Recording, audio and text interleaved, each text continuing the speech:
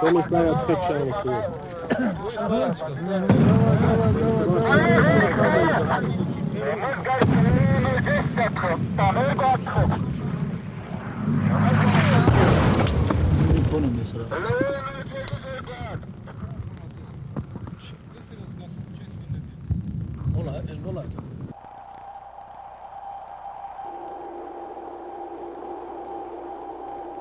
At the crossroads of East and West lies Asia Minor, bordered to the north by a mountain range called the Caucasus.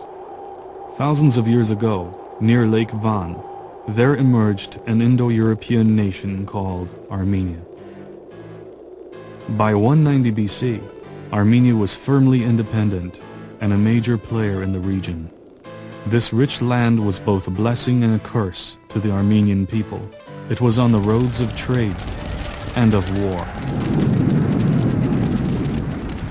Nevertheless, neither Alexander the Great, nor the Persian Empire, nor even the legions of Rome could ever fully subjugate this nation.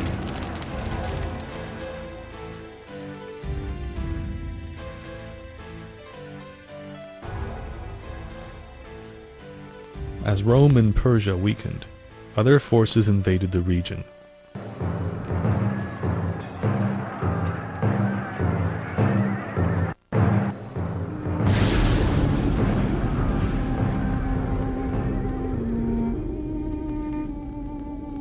By the 16th century, most Armenians were under the yoke of the Ottoman Empire and the harsh rule of its sultans.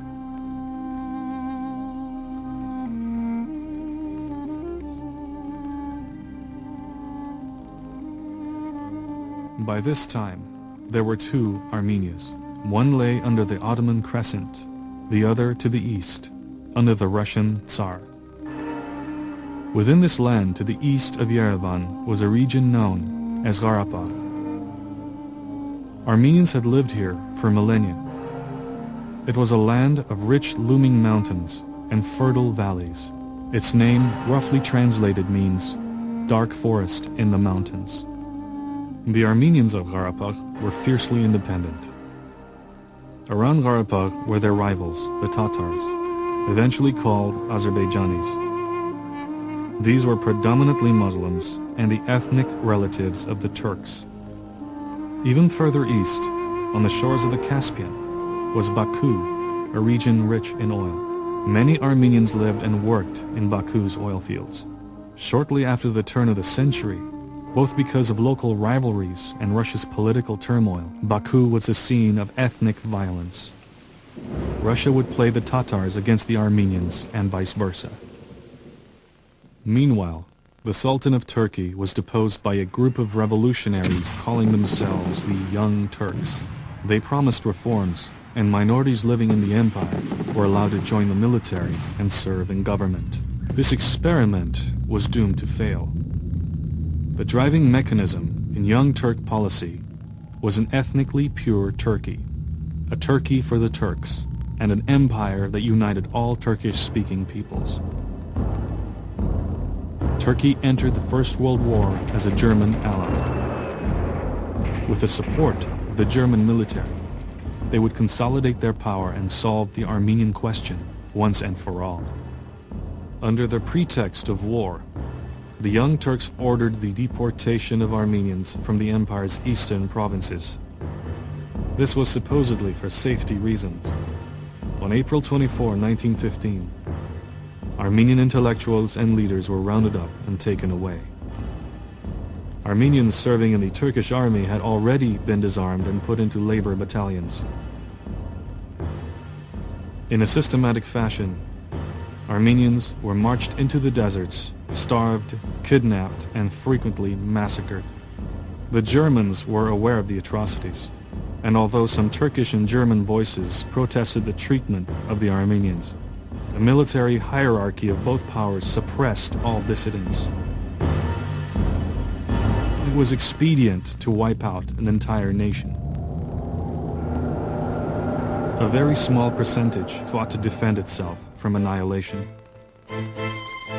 Forming small bands, they were called fedayin, a word used for a fighter ready to give his life. The Armenian population of Van, fearing for their lives, drove away the Turkish garrison.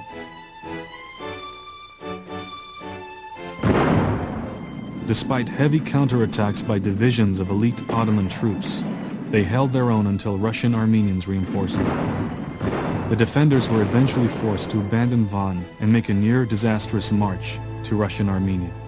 Despite pockets of resistance, and the goodwill of a number of Turkish Schindlers, forced marches and massacres eventually claimed over 1 million Armenian lives. In May 1918, the Ottoman army attacked Russian Armenia. Armenian fighters within a few miles of their capital rallied and forced a Turkish retreat. By the end of May, 3 Caucasian republics had been formed: Georgia, Armenia, and Azerbaijan. When Turkey surrendered to the Allies at the end of World War I, the Western world was very aware of what the Young Turks had done to the Armenian population. Having fled the country, the Young Turks were tried in absentia and condemned for their crimes by none other than a Turkish military tribunal. The survivors of the genocide still living in Turkey were not safe yet. As the political climate changed again, Turkish nationalism found its new champion. Under Kemal Atatürk, the forces of militarism continued their persecution. What remained of historic Armenia was again reduced by deportations. Kemal's forces attacked Armenia again in the fall of 1920, and this time were more successful. During this turmoil, the Bolsheviks had gained momentum.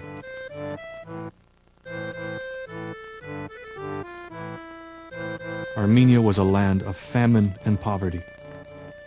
She could do nothing but surrender to communist control.